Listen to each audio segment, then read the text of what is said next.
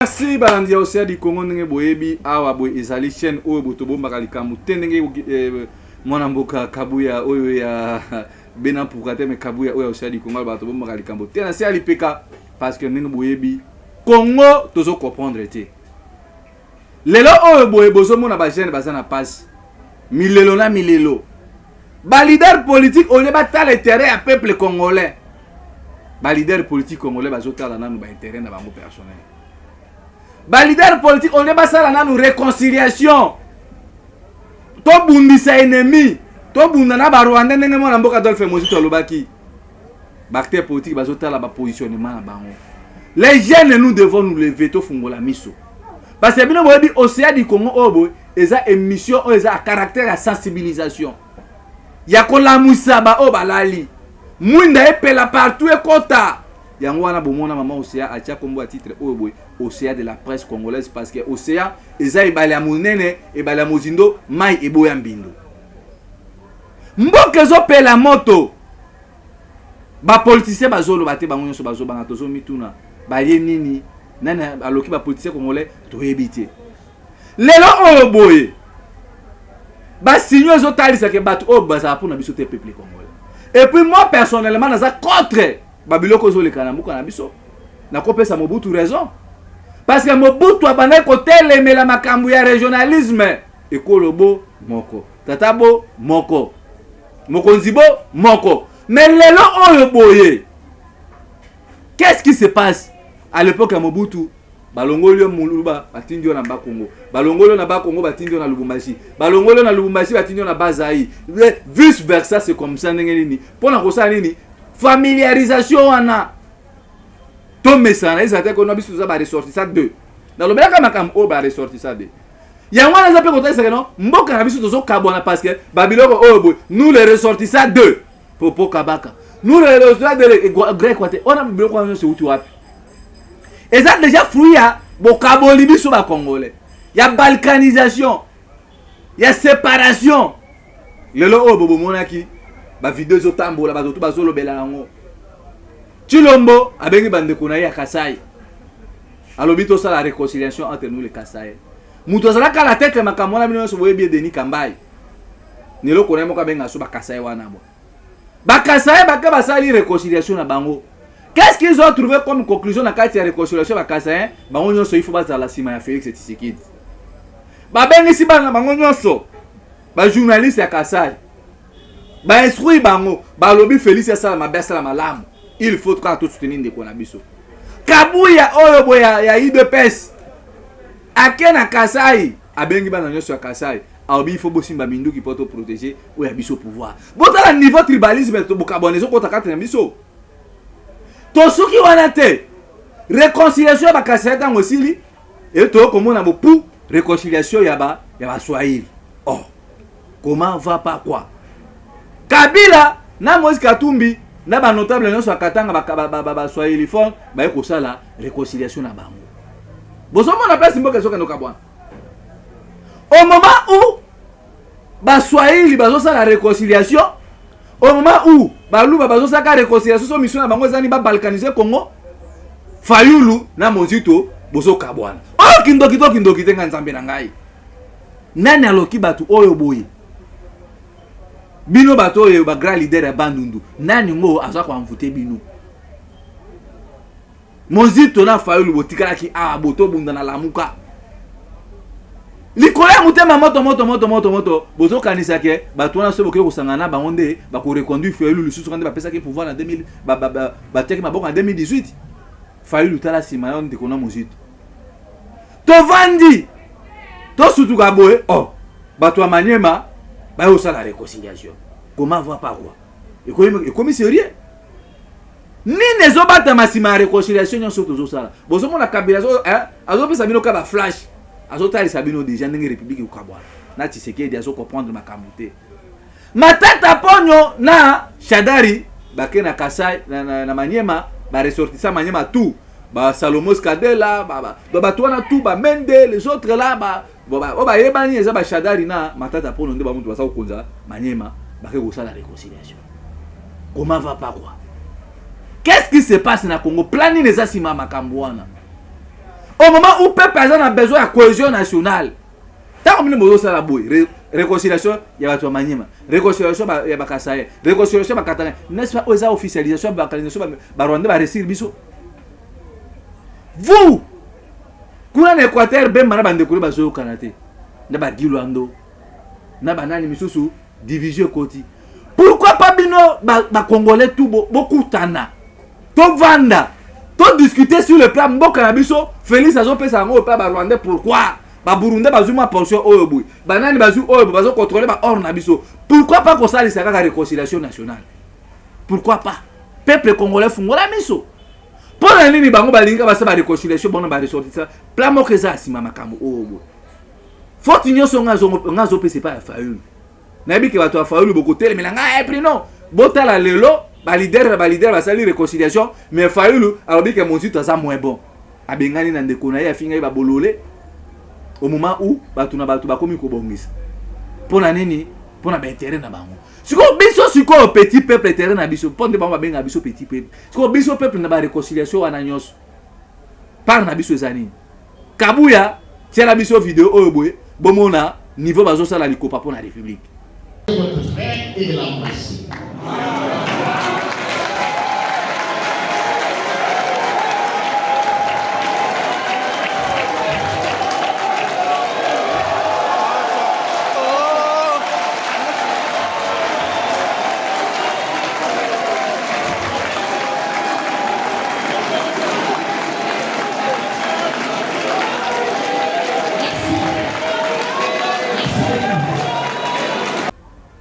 Merci. Voilà mon moni réconciliation à Batua Maniema. Kabuya, zong selanga vidéo oyeboe. Oyo maître Nager bien que moka melama itina misu. Aloba pour na Félix Tshisekedi poto kene ko sa émission oyo. La question de l'insécurité dans la partie est de notre pays traduit de manière claire l'incapacité de M. Tshisekedi à imposer la paix, la sécurité, voire même l'ordre de la discipline dans ces pays. J'ai vu malheureusement, quand le M23 a pris Bunagana, donc quand le feuilleton M23 commençait, les manipulateurs de ce pouvoir montaient des messages dans des laboratoires, des services, pour dire voilà, il faut être patriote, le pays est agressé, allons faire ceci contre le Rwanda, faisons cela contre le Rwanda. J'ai vu même de jeunes gens marcher contre, faire un sit-in devant l'ambassade du Rwanda. Et beaucoup se sont posés des questions. Mais pourquoi l'honorable Kabound n'a même pas fait un tweet? Il n'en a pas même évoqué. Je n'ai pas parlé. Parce que je considère que ce qui se passe, on est en train de manipuler l'opinion et le peuple. Lorsque M. Tshisekedi ne maîtrise pas la notion de l'État, voilà que nous sommes en train d'assister des choses auxquelles lui pense que c'est de la blague. L'État, ce n'est pas la 10e rue. L'État, c'est l'État. Il a ses mécanismes et ses moyens de fonctionnement qui requièrent de l'intelligence, de l'anticipation, de la sagesse dans les chefs de celui qui l'engage. Comment voulez-vous que la partie Est soit sécurisée dès lors que nous n'avons pas une politique claire en matière de défense et de sécurité? Dès lors que nous n'avons pas, le régime Tshisekedi jusqu'à aujourd'hui n'a investi rien, ni dans l'armée, ni dans la police. Donc aujourd'hui, le peuple congolais, plus particulièrement dans la partie Est, est sacrifié du fait que Félix Tshisekedi n'est pas en mesure d'imposer la paix dans cette contrée. On voudrait dire que le Rwanda agresse le Congo à travers le M23. C'est bon bien. C'est bon bien parce que la scène internationale, elle est ce qu'elle est. Ne pensez pas que nos voisins, tels qu'ils nous entourent là, ce sont nos amis. Ils sont en même temps amis, ils sont en même temps ennemis. C'est ça les relations internationales. Alors, on a 9 voisins, on a 9 amis et 9 ennemis en même temps. Aujourd'hui, nous parlons du Rwanda. Mais demain, ça peut être Brazzaville. Pour mine de rien, il y a une histoire, il nous déclare la guerre. Demain, ça pourrait être l'Angola. Pour un petit accrochage, l'Angola se décide. Il nous déclare la guerre. Que sera le Congo? Que sera son peuple? Si nous sommes en train aujourd'hui de nous lamenter parce qu'un groupe armé, soutenu par le Rwanda soit-il, est en train de semer désolation dans toute la partie est du pays. Mais si alors demain, un État nous déclarait la guerre, ou encore je voudrais aller plus loin, si c'est le Rwanda lui-même qui se décide alors de dire, voilà, je ne vous fais pas la guerre à couvert, je vous déclare la guerre. Donc nous allons fuir ces pays, n'est-ce pas? Nous allons donc fuir ces pays. Nous irons faire nos marches de soutien au FRDC en dehors de ces pays. Moi, je pense qu'au lieu de faire des marches de soutien au FRDC, nos FRDC n'ont pas besoin de soutien des civils. Surtout pas dans les réseaux sociaux, à travers des tweets, à travers des messages. C'est une aliénation de tout un peuple. En lieu et place de faire des marches de soutien au FRDC, en lieu et place de marcher contre l'ambassade du Rwanda, je crois que le peuple congolais aurait bien décidé de marcher contre Tshisekedi et son gouvernement pour exiger des actions plus concrètes afin de sécuriser la partie Est. A contrario, on voit un chef de l'État qui pense que le pays va bien. À le voir comme ça, vous ne sentez pas que ce monsieur a un pays qui a un problème. Surtout qu'il ne se permet pas de passer de bons week-ends. Chaque week-end, c'est la coule douce.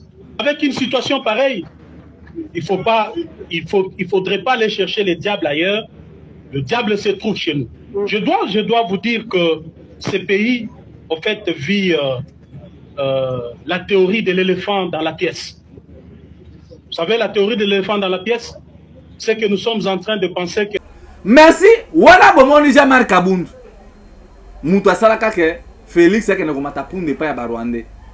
Le fabricateur, il y a pouvoir à Moebi, c'est Jean-Marc Kaboun. Alors, le peuple congolais, les mabos se débarrasser de Chilombo. Chilombo, c'est un danger permanent pour la République. Bozo Kanisa, que Jean-Marc Kaboun a aussi. Comment va pas quoi? Bofungo la miso. T'as là qui t'es où? T'as là Kumamba. Donc, les gens, oh boy, ce que tu as attaché à lire ma réconciliation, aux autres salimaka, oh boy. Bah, ressorti ça de nous les sommes de nous boy bango et ça une manière il y a politique oh boy baza ko installer kati na biso pour na ko fragiliser biso ya mwana pour na ko mettre fin na biloko oh boy ezo senga biso tout ba jeune congolais to telema to bunda pour que non to se débarrasser na Tshisekedi parce que niveau ya tribalisme niveau ya séparation xénophobie et continue même na mboka na biso donc bakasai ba kokoma ko yina bangala ba kokoma ko yina ba maniema ba koma ko yina Swahili donc mboka ezo kende na petit à petit ezo peramoto yango wana ndenge boyebi ngai Bruno Mimenga na ba mama aussi adi ko na ba ndeko Lumumba to na fois parler na biso to bomba likamute ba image wana mutu na mutu ça l'examen de conscience pourquoi quand ezo réconciliation obo ezo salima na période électorale so Fayulu azoboya koyoka na ndeko na ye bino peuple congolais na ebité boza makambo na sentiment ou bien comment atanga bino boyina ka monjito ki asomba mapangu asala bobosa na ta effort moko bolamu moko monjito asala pour que non Fayulu akoma na dimension akoma ki na 2018 donc le bolingi bo sacrifier monjito tandis que batunyo sona ba contraint na bango bakomi koyokana na période d'élection siko bino bolingi bo misa monjito comme si moi na mabe mais ba propose so monjito lobaki lelo oyebo bande ko na biso bakomi ko récupérer ngo bazoloba c'est que monjito azamo na malamu pour na mboka parce que azana souci que non mabele na biso za ba kongomani alobi abo to sala bituma na ba Rwanda Félix habité ngana ko kwa ba Rwanda et ça déjà acte de trahison alobi to tonga mil godé pour pasteur o muluba na ta babilamba ba multicouleur o boya président assemblée provinciale qu'est-ce que godé pour alandika ba propos à Moïse ya mwana mboka Adolphe Muzito mais Fayulu lelo balatisi mutema mabe aina o ya endeko Abel na Kaina botambola nzela moko nani akotisi bino mute bozaki bino mibale tozalaki kotambola na groupe eloke kabola ki camarade kaka songi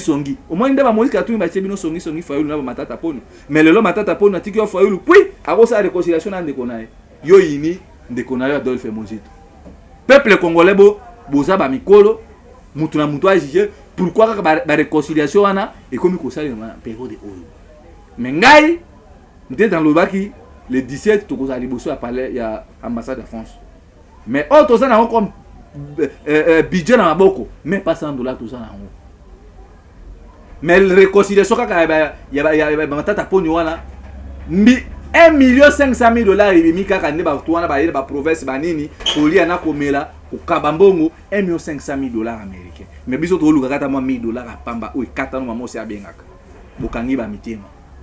Vous croyez toujours aux politiciens médiocres au bazana au service pour na bango moko mais biso to zo bunda bitumba ya valeur to bunda bitumba poto tel bisa peuple congolais na révolution ndenge to sensibiliser ki na masina bo mona ki ba image ngana soki awa boy mutu na mutu attirer les sons na ba réconciliation et comme ça maka de part et d'autre ngana bino to kuta soki nzamba lingi mutu nyoso azana besoin ko komela biso ozana besoin participation à lutte ya Congo benga biso numéro maman aussi apezali na plus 243 81 73 11 702 plus 243 81 73 11 702 wanande okoki ko komela biso okoki ko contribuer tato d'une manière ou d'une autre bo partager émission et comme la bande ko oyo boy baza nanu na information te matondo na bino o nyonso bozo pesa biso confiance et puis bolemba te pour s'abonner na mai munene